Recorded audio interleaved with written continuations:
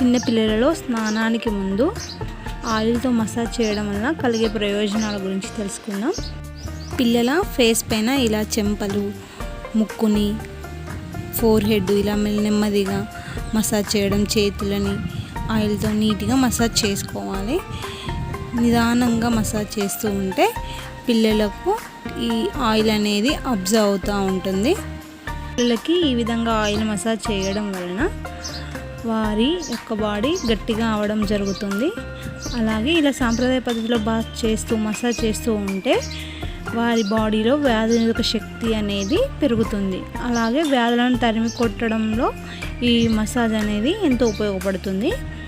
పోషకాహార లోపంతో పుట్టిన పిల్లలకి వివిధ తైలాలతో మసాజ్ చేస్తే శరీరం గట్టిపడి సూక్ష్మజీవుల నుండి కాపాడుకోగలుగుతాం. మసాజ్ చేయడం వల్ల శరీరంలోని ఉష్ణోగ్రత బయటికి పోకుండా కాపాడుకోవచ్చు. అదేవిధంగా మసాజ్ వలన పిల్లల్లో ఎదుగుదల అనేది కనిపిస్తూ ఉంటుంది. తక్కువ బరువుతో పుట్టిన పిల్లలకి ఈ మసాజ్ అనేది చాలా ఉపయోగపడుతుంది. అలాగే మెదడుకి మరియు పొట్టకి అనుసంధానంగా ఉండే వేగస్ నరం అనేది ప్రేరేపణ జరుగుతుంది. దాని ద్వారా పిల్లలలో జీర్ణక్రియ అనేది సక్రమంగా పనిచేస్తుంది. అలాగే వెనక వైపున, వీపు వైపున, తొడల దగ్గర వీకి మసాజ్ చేయడం వలన పిల్లలకి బాడీ పెయిన్స్ అనేవి తగ్గుతూ ఉంటాయి. పిల్లలు ఎప్పుడూ పడుకొని ఉంటారు కాబట్టి వాళ్ళకి రిలాక్స్గా ఉండడం అనేది జరుగుతుంది. కాబట్టి పిల్లలకి స్నానం చేపించే ముందు పెద్దవాళ్ళు ఆయిల్ మసాజ్ చేయడం అనేది జరుగుతుంది సాంప్రదాయ పద్ధతిలో.